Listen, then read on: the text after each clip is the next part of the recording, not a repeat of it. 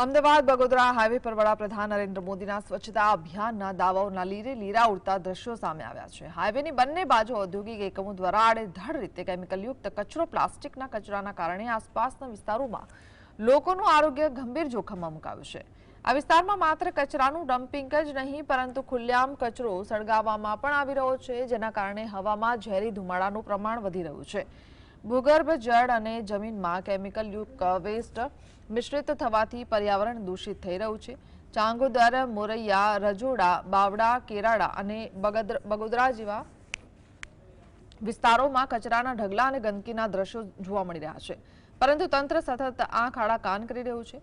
બાવડાના સામાજિક કાર્યકર પ્રફુલ્લ મહેતાએ આ મુદ્દે અનેકવાર રજૂઆતો કરી હોવા છતાં ગુજરાત પ્રદૂષણ નિયંત્રણ બોર્ડ અને જિલ્લા તંત્ર તરફથી હજુ સુધી કોઈ અસરકારક પગલાં લેવામાં આવ્યા નથી।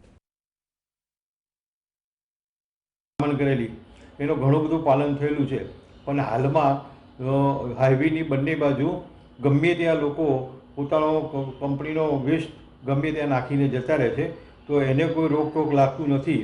તો આની ઉપર જેમ નરેન્દ્ર મોદી સાહેબ સ્વચ્છતા અભિયાનની વાતો કરે છે, પણ મેઇન હાઈવે ઉપર સૌરાષ્ટ્રની અવર જવરવાળા રસ્તાઓ પર આ રીતે જાતે ચારે બાજુ ઢગલા કરેલા છે।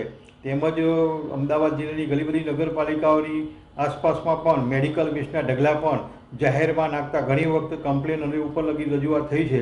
તો એના માટે થઈ અને સરકારશ્રીએ કડક હાથે પગલાં લેવા જોઈએ।